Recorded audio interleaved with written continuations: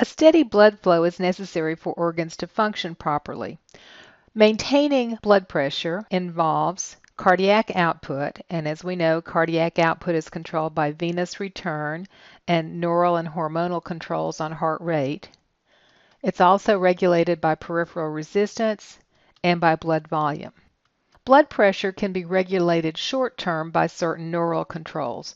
By short-term, these are the moment-to-moment regulations of blood pressure. Maintaining adequate mean arterial pressure by altering blood vessel diameter is one way to control blood pressure. This is how we're going to alter blood distribution based on tissue need. Most neural controls operate via reflex arcs that involve baroreceptors. The reflexes for these are integrated in the cardiovascular center of the medulla. The output for the reflex centers come via the autonomic fibers to the heart and the vascular smooth muscle. Input from chemoreceptors and from higher brain centers can also influence this neural control. The cardiovascular center in the medulla is composed of the cardiac centers, which are the acceleratory and inhibitory centers that control heart rate, and the vasomotor center, which controls blood vessel diameter. The vasomotor center sends a steady impulse to the blood vessel muscles. This maintains a slight contraction of the blood vessel muscles so that you have what's called vasomotor tone. The baroreceptors are stretch receptors that are located in the carotid sinuses, the aortic arch, and most of the large arteries. When these are stretched, this would indicate that there is high blood pressure. This causes an inhibition of the vasomotor and cardioacceleratory centers, but stimulates the cardioinhibitory center. The overall effect is to lower blood pressure. Blood vessels will dilate, and heart rate will decrease, which will decrease cardiac output. If the mean arterial pressure decreases, the reverse process happens. This kind of effect is protective for short-term pressure changes. However, baroreceptors are like any other receptor in your body. They can adapt so that if there is chronic hypertension, the baroreceptors stop being responsive to high blood pressure. Here is how this system would work. If blood pressure is in normal range, nothing much is going on. If blood pressure goes too high, those baroreceptors are stretched. This causes the cardioinhibitory center to be activated, lowering heart rate and cardiac output, and that will help return the blood pressure to normal. If the blood pressure goes too low, the baroreceptors are not stretched sufficiently, so the baroreceptors stimulate vasomotor contraction, increasing the peripheral resistance, and increases the heart rate, increasing cardiac output. Blood pressure returns to normal. Chemoreceptors can influence this neural response. Chemoreceptors are found in the aortic arch and the large neck vessels. They're sensitive to carbon dioxide, pH, and oxygen levels. If carbon dioxide increases, pH automatically decreases. Also, if there's a sharp decrease in oxygen, it will stimulate these chemoreceptors. When the chemoreceptors are activated by any of these, the cardioacceleratory center is activated. This increases cardiac output. The idea would be to send more blood to the lungs so that carbon dioxide and oxygen can exchange. The vasomotor center is also activated so that vasoconstriction occurs, and this helps increase blood pressure. All of this increases blood flow to vital organs, taking oxygen and removing carbon dioxide from the tissues. The medulla controls reflexes, but it may be modified by other parts of the brain. Your fight or flight mechanism is regulated by the hypothalamus, so whenever you experience a stressor, epinephrine and norepinephrine are released, which would increase blood pressure, heart rate, and cardiac output because of the effects of those hormones and neurotransmitters on the heart. However, the stressor does not have to be a real threat. Some people are stressed by public speaking, or if you watch a scary movie, you can convince yourself that that shadow over there is really something that's going to get you. So your cerebrum can actually affect this. The hypothalamus also mediates the redistribution of blood during exercise and changes in body temperature. There are some hormonal controls that can do short-term regulation of blood pressure. The adrenal medulla is activated under stress and will release epinephrine and norepinephrine. These will increase cardiac output and vasoconstriction. Angiotensin II is a hormone that's released as a result of renin release from the kidney. The kidney is very sensitive to blood pressure and blood volume. If either of these fall too low, renin will be released from the kidney, and renin generates angiotensin II. Angiotensin II is a vasoconstrictor. Atrial natriuretic peptide is a hormone that's produced by the atria of the heart. This acts to lower blood volume. Atrial natriuretic peptide causes sodium to be excreted by the kidneys. Since water follows sodium, blood volume is reduced, and that's going to lower blood pressure. Atrial natriuretic peptide is an antagonist to aldosterone. ADH, also sometimes known as vasopressin, will be released under emergency situations, sudden drops in blood volume, because it can do massive vasoconstriction. Long-term regulations are from the kidney. These short-term controls regulate peripheral resistance and cardiac output. This is for the minute-to-minute regulation of blood flow to organs of the body. Long-term controls regulate blood volume. These are mediated by the kidney. Baroreceptors can only respond short-term, and they also adapt. Blood volume is a major determinant of cardiac output, so if we change blood volume, we can change cardiac output. The direct renal mechanisms involve altering blood volume independent of hormones.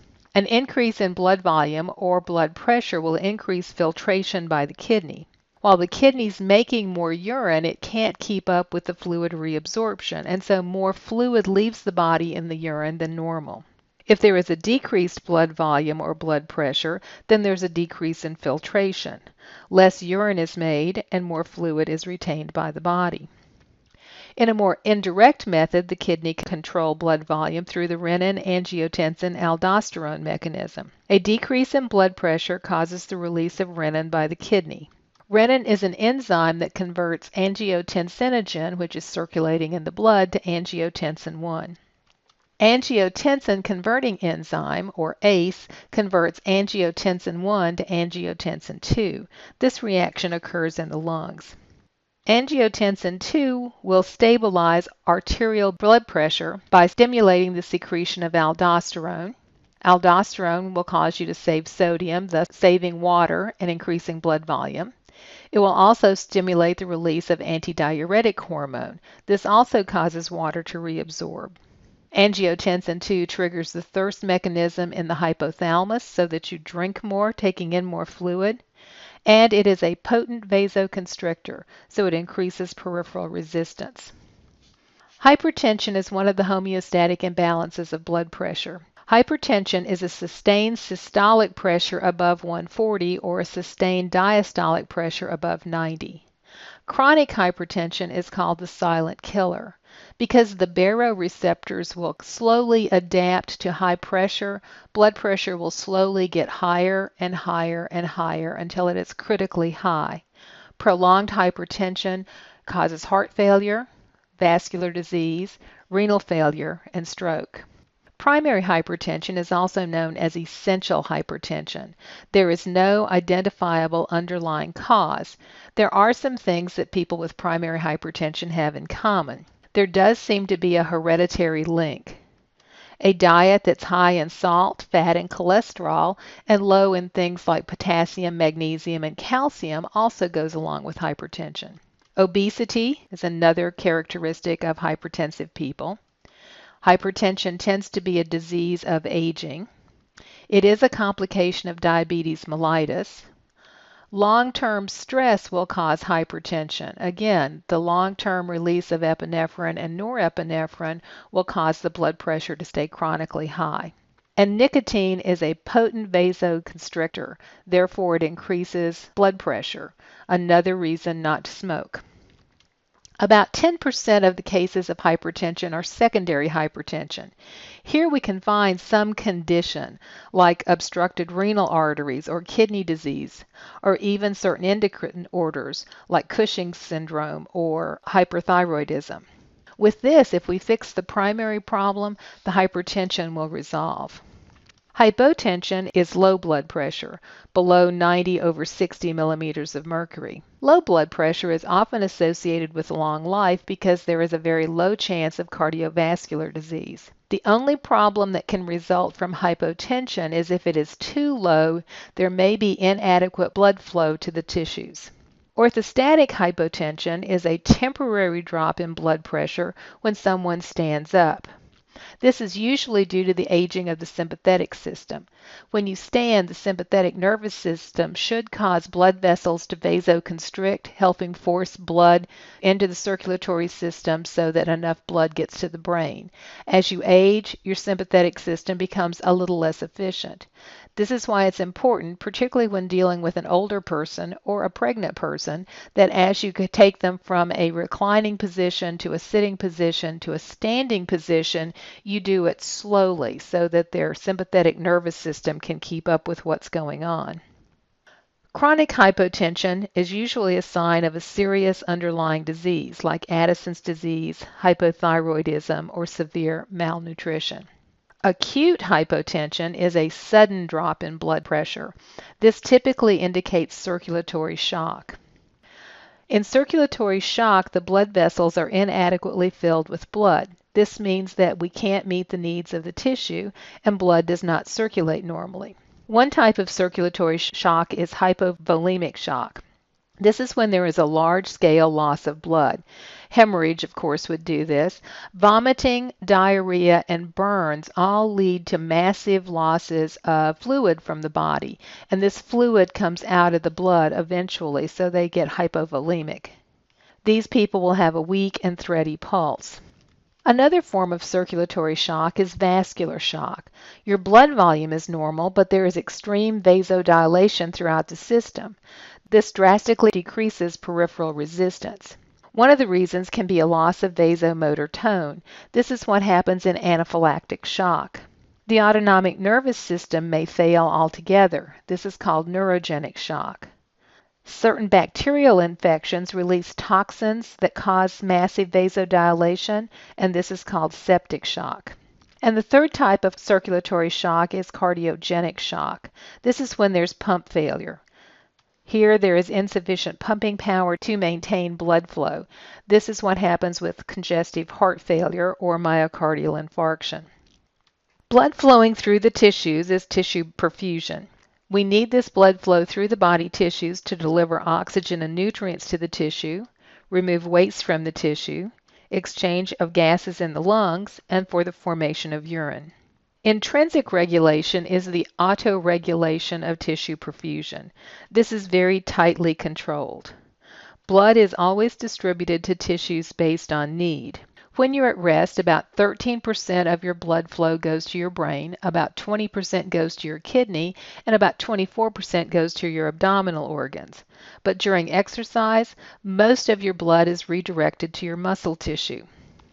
Intrinsic autoregulation of blood flow is locally controlled.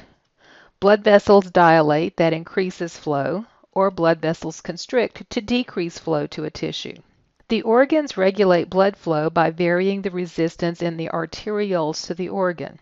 There are two short-term mechanisms. One is metabolic, which is based on chemical changes in the tissue, and the other is myogenic, based on physical changes in the tissue.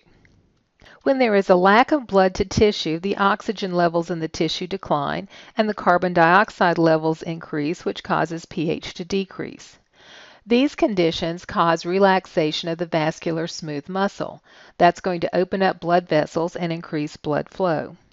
Nitric oxide may also be released. Now, this is a very brief acting but very potent vasodilator. This is so potent that it will override the sympathetic vasoconstriction that may be going on as a result of a sympathetic response. Also, inflammatory chemicals, which will be released by damaged tissue, are potent vasodilators. This will direct blood into a damaged tissue, bringing with it the nutrients and the cells that are necessary for repair. If you look at this capillary bed, needy tissues have these precapillary sphincters open, so that blood coming in through the arteriole goes into the medarteriole and into the thoroughfare shunt, but because these sphincter muscles are open, all of the blood will flow into the capillaries, taking blood to all of the cells in this tissue. If the tissue is not very active, then the capillary sphincters will be closed, and blood will take a more direct route from the arteriole straight through the tissue to the venule. Myogenic controls help protect the tissue from systemic blood pressure fluctuations.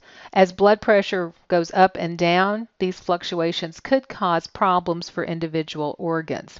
The myogenic responses are responses to stretch. If there is a high blood pressure, then there's too much stretch. This will cause the muscles to constrict so that damage is not done to the delicate capillaries of the tissue. If there is not enough stretch, then the muscles relax, reducing resistance and allowing blood to flow more freely into the tissue and prevent cell death. The short-term mechanisms are for minute-to-minute changes in blood flow, but sometimes tissue demands are more than temporary. Long-term autoregulatory mechanisms will then develop over weeks or months to keep the tissue adequately perfused. The number of blood vessels to the tissue may increase. This is a process called angiogenesis. This can happen if a heart blood vessel is occluded. The heart may grow a little anastomosis around the blocked area. If you live in a high altitude, you will develop more pulmonary vessels so that you can more efficiently capture oxygen from the less oxygen-rich air. Sometimes existing vessels enlarge. This is what happens to the uterus when there's a developing fetus and the placenta develops. The velocity of blood flow is the speed with which blood flows in the vessel. The velocity of blood is inversely proportional to the diameter of the vessel. As the diameter gets larger, the speed gets slower. Now, as arteries branch, the overall diameter of the entire arterial system increases. So while the aorta is good sized, when it branches into two smaller arteries, if we were to add up the diameter of those two arteries, it would be bigger than the aorta. And as we continue branching and getting into the arterioles, the total diameter, if we add up all the diameters, gets to be quite large. This means that the blood slows down as it goes through the arteries. By the time we get to the capillaries, we have the largest diameter overall in the system, so we have the slowest velocity. Then, as the capillaries merge back into the venules and veins, we start reducing the overall diameter of the whole system, and speed is going to pick up. The capillaries are the site of the exchange of materials, and this happens due to diffusion. You'll remember that diffusion is the movement of molecules from an area of higher concentration to an area of lower concentration of the molecule. Carbon dioxide and waste are in high concentration in the tissues, so they easily diffuse into the blood. Oxygen and nutrients are in high concentration in the blood, so they easily diffuse to the tissues. Diffusion can occur through three basic routes. Anything that's lipid soluble will diffuse through the cell membranes of the endothelial cells. Small water-soluble molecules will diffuse either through the intercellular clefts or, if it's a fenestrated capillary, through the fenestrations in the cells. And large molecules can be taken across the endothelial cell using vesicular transport. So if we look here, diffusion is simply through the membranes. This is anything that's lipid soluble. So oxygen and carbon dioxide go this way. Small water-soluble molecules, like glucose or amino acids, can move through the intercellular clefts or through the fenestrations, these holes in the cells. If we have larger molecules, they can be taken in by vesicles and transported across the cell, either into the blood or back across into the tissue. Capillaries will vary in their degree of leakiness. Fluid movement or bulk flow is necessary to force fluid through the tissues. Most of this fluid that is forced from the blood into the tissue returns to the blood. This is not important to diffusion, but it is important to fluid volumes. Every day, about 20 liters of fluid is filtered from the blood and returned back to the blood. The direction of flow depends upon hydrostatic and osmotic or colloidal pressure. Hydrostatic pressure is the fluid pressure against the capillary wall. Basically, this is the capillary blood pressure. You'll remember that that blood pressure is higher at the arterial end and lower at the venous end. This blood pressure is what's going to force fluid out of the capillaries and into the tissues. It will be opposed by interstitial fluid hydrostatic pressure, but this is much lower than blood pressure. Interstitial fluid is drained by the lymphatic vessels, and so there's not a whole lot of fluid in the interstitial space. Colloidal osmotic pressure or oncotic pressure is created by large, non-diffusible molecules, primarily by the plasma proteins. Albumin is the chief plasma protein. These large molecules draw water to them. On the arterial end, because there's still quite a bit of water in the blood, the oncotic pressure or the osmotic pressure is relatively low. But as we move toward the venous end, water is leaving the blood, the proteins can't leave the blood, and so the concentration of proteins in the blood is higher on the venous end. Hydrostatic pressure on the arterial end pushes fluid out. As water in the blood declines, the protein is going to exert oncotic pressure that will pull fluid back in. Some fluid remains in the tissue because it's not a completely equal pressure system. As we look at this depiction, here's the arterial end, here's the venous end. We have hydrostatic pressure and oncotic pressure.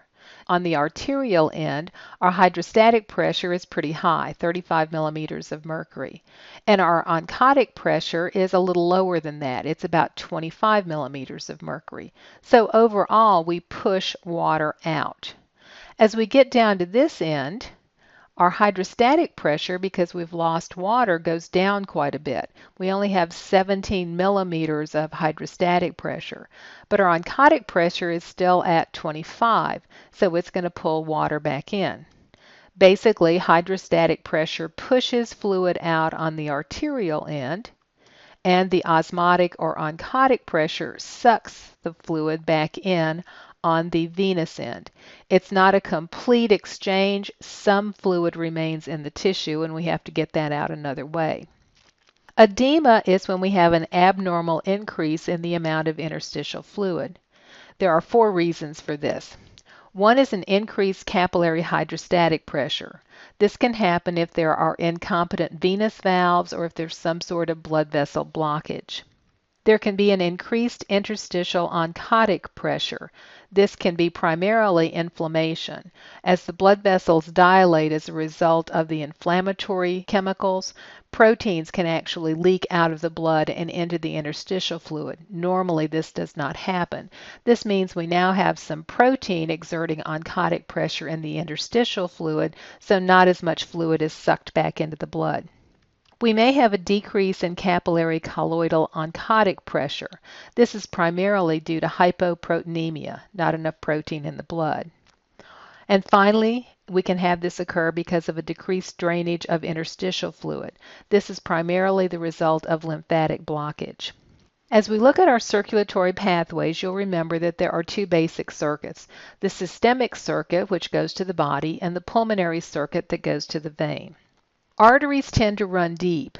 We have sort of 2 sets of veins. We have a set of veins that parallel the arteries and run deep with them, but we also have a set of veins that are superficial and run closer to the surface. This allows there to be more blood in the veins at any given time, and that's why the veins are sometimes called reservoirs of blood. The venous pathways are much more interconnected than the arterial pathways. And in the brain and digestive systems, we have some unique venous drainage systems. We have the dural venous sinuses, and then we have the hepatic portal system in the digestive system.